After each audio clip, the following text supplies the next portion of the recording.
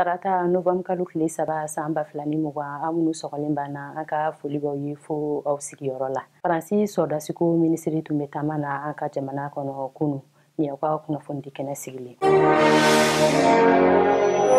Kunun tɛnɛ November kalo tile 2 san 2020 Faransi minisiri min ɲɛsinen don u ka sɔrdasiko ɲɛnabɔli ma Florence Parly ale tun bɛ taama na an fɛ yan Mali kɔnɔ. O siratigɛ la furancɛla fanga jamanakuntigi Badawu y'a bisimila maabaw tɔgɔlaso la base B kɔnɔ n'a bɛ wele nanzarakan na Villa des Hôtes. K'a kɔn o ɲɛ a kunbɛra a tɔɲɔgɔnkɛ Colonel Sadio Kamara fɛ sɔrdasiw ni kɛlɛkɛcɛkɔrɔw ka minisiriso la. A n'o ye ɲɔgɔn ye kunkurunin kɛ ye lajɛkɛso kɔnɔ sɔrdasikuntigi caman tun bɛ o kɛnɛ kan. Florence Parly n'an ka jamana ɲɛmɔgɔw ka kumaɲɔgɔnya fanba bolila jamana fila ka jɛɲɔgɔnya kan lakanako nasira fɛ. O fanga bɛ se kologiriya cogo min na kojugubakɛlaw kɛlɛli hukumu kɔnɔ.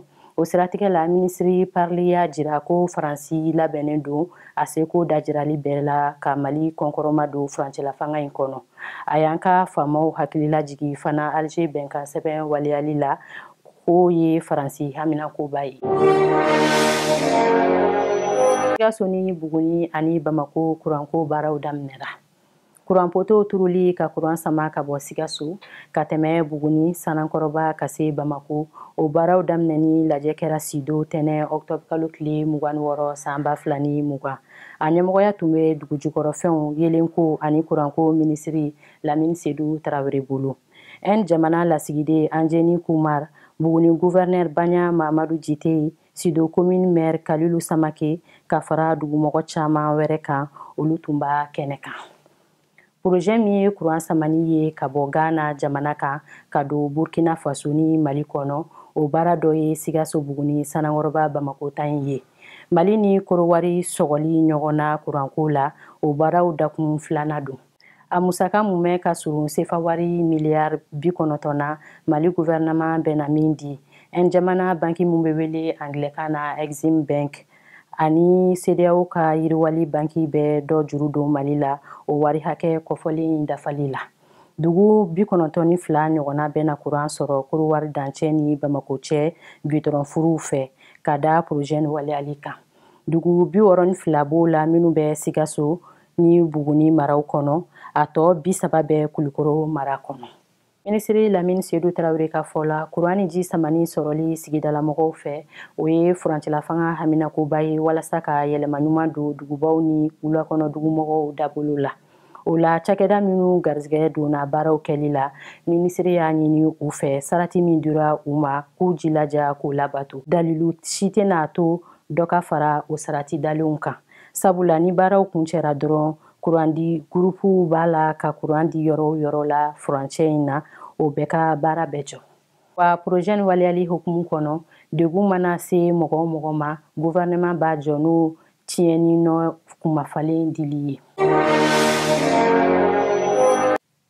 Kungodaw lasɔrɔli adamadenya fɔ ka bɛn cakɛda ye hakili jagabɔ kɛnɛ sigi sɛnɛkɛlaw ni bagantigiw cɛ. Cakɛda min ɲɛsilen bɛ fɔ ka bɛn ma hadamadenya kɔnɔ n'a tubabukan dayɛnsuru ye HD ye o ye lajɛ dɔ labɛn k'a daminɛ Octobre kalo tile 26 ka se a tile 28 ma san 2020 loteliba dɔ la Bamako.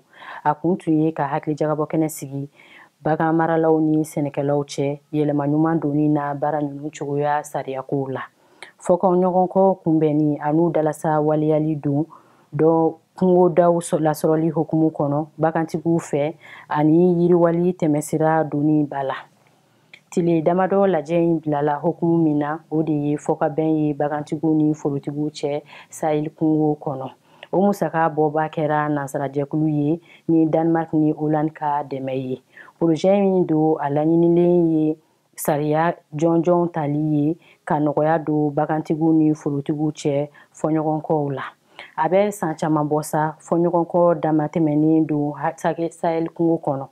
Projet in sababu la fɔ ka bɛn hadamadenya kɔnɔ o ye dɛmɛ don sigidalamɔgɔ 2000 ɲɔgɔnna ma komini 129 kɔnɔ Mali ni jamana wɛrɛw dancɛ la ka laban ka jɛkuluw bolo don ɲɔgɔn bolo fɔɲɔgɔnkɔ kunbɛnni an'u dalasali la kungodaw lasɔrɔli siratigɛ la.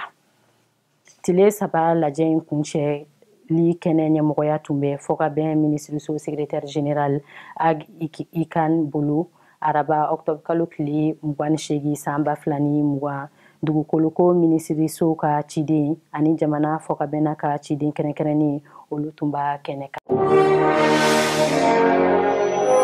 Nin bɛ dansigi an ka bi kunnafoniw na nin baara nin bɛɛ kɛra Amapuni ani Sede ka bolodi ɲɔgɔnma kɔnɔ aw k'an bɛɛ waati wɛrɛ ni kɛnɛ in kan.